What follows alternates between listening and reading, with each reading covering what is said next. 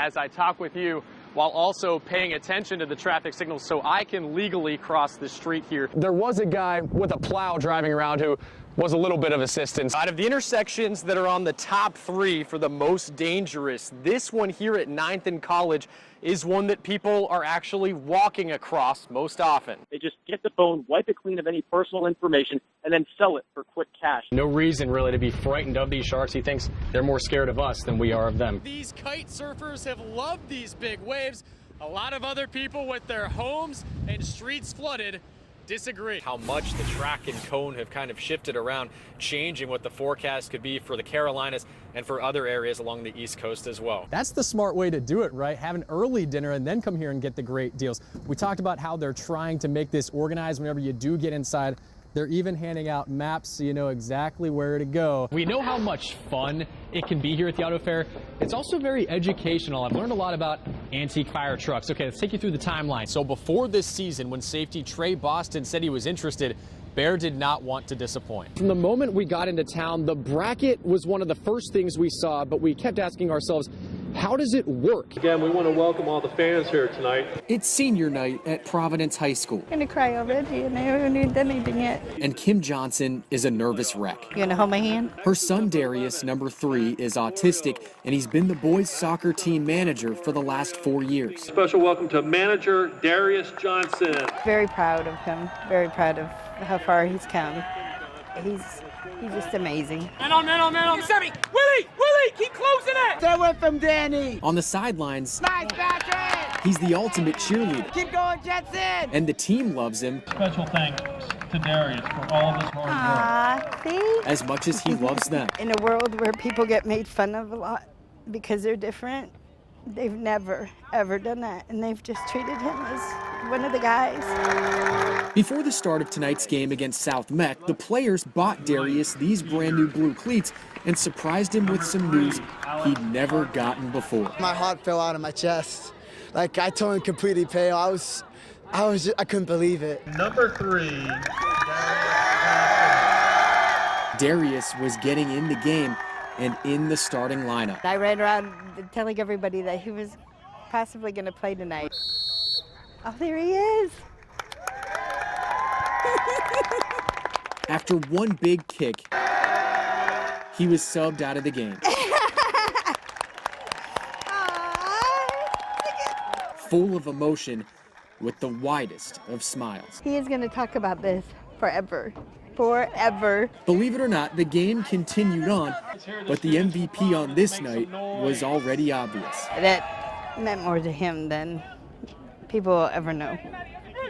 And then a lot to me, too. As much as this team has become his family, Darius says he owes this moment to the woman who raised him. Hey, Mom, I want to dedicate to that kick just for you. Love you so much. Dan Yesenosky, NBC Charlotte. John Barnarski is a veteran when it comes to college. 45 years. I'm 62 years old. How many bumpers do you think that adds up to? Thousands and thousands. It's been almost 9 years since his son Chris, a master of custom paint jobs, was murdered in his shop in Union County. I miss him every day. And we think about him every day, too. That's where the journey of this bumper begins. He was shot, he fell on it. He fell over it, and it damaged it. Chris's friend Mark Cosentino repaired the bumper and put it back on the car.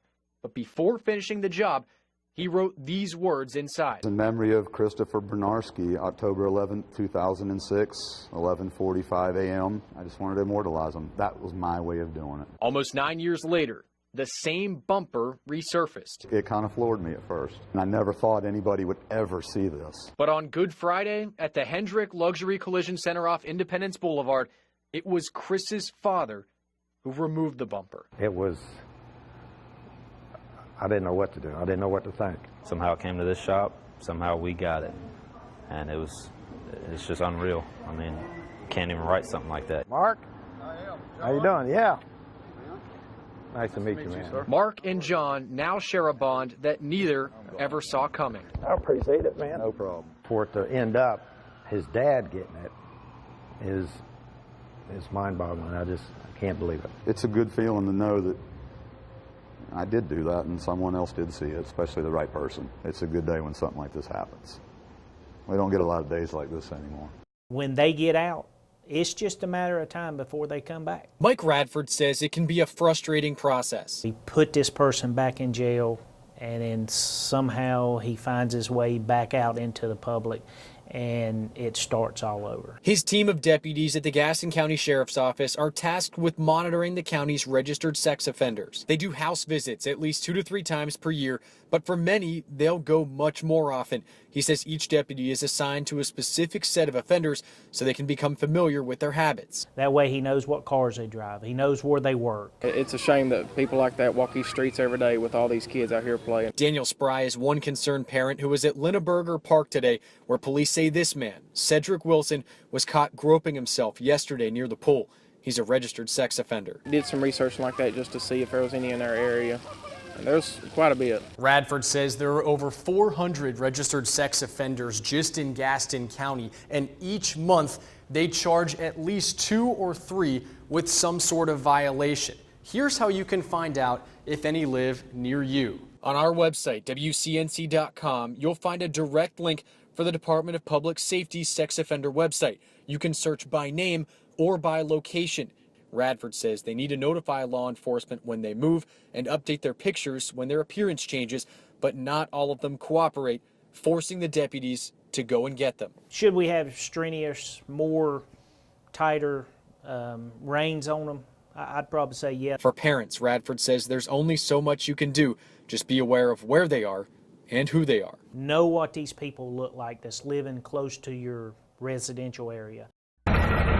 You never know what you might come across. In the demolition business, it's kind of like archaeology. If you make a living digging through dirt. If all that debris or things you find could talk, there's a lot of stories there that we'll never know. Kevin Hammond's been doing it for Clearsight Industrial for 15 years. His assignment in August, tear down Carowinds roller coaster Thunder Road. Standing tall for nearly 40 years, Hammond had a feeling he'd stumble upon something. Cleaning up through the rubble, looked down, and there it was on the ground. This dog tag, which we've blurred out to hide the name and social security number. Hammond says it's the most important discovery he's ever made. To me personally, probably. You know, if we can get it back to the right person. Hammond is also a veteran, serving in the Marine Corps from 1986 to 1990.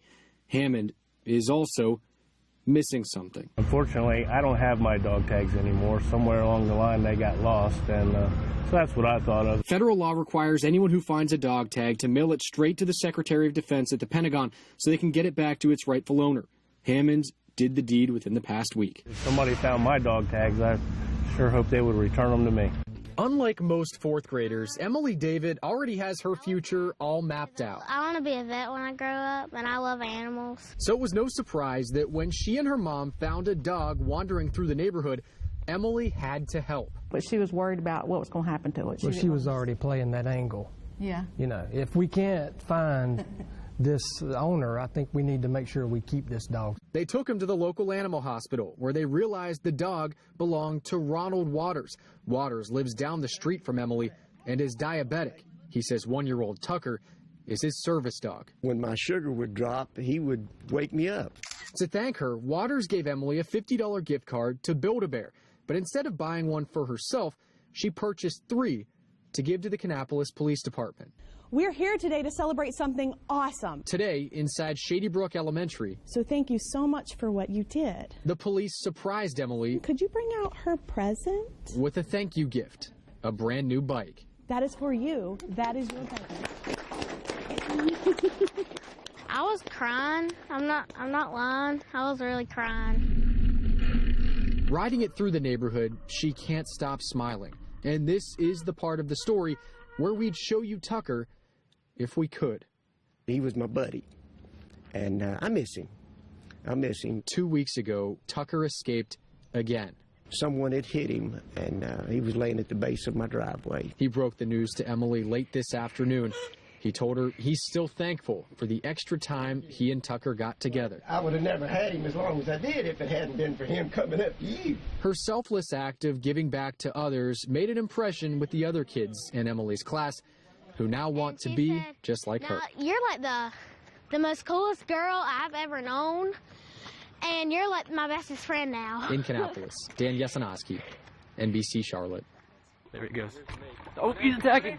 Oh, wow. Make no mistake, if you want to venture outside in this neighborhood, you better be prepared. Like Barry Smith, who's been attacked 4 times by the Hawks, so now he leaves the house ready to swing. If I have a bat right here and it hits me in the back of the head, I can't swing the bat fast enough to get him. He's hit my head and gone before I can have a reaction. I brought a football helmet after hearing the horror stories, and it's something Roger Beaver wishes he'd worn yesterday when he was clawed by one of the dive-bombing Hawks. Just hit me right in the face right here. It just caught me completely off guard. I forgot to wear my hat. And that's why he got me. The neighbors say this has gone on for years. The Hawks nest up, their young hatch, and once they're old enough to leave, everything goes back to normal. But until that happens, they have to take cover. We're being held kind of hostage. This continues to happen because the Hawks are federally protected. Everybody thinks we want the bird killed. We don't. We don't want it harmed. But, you know, there comes a point when you got to extend your laws and do something.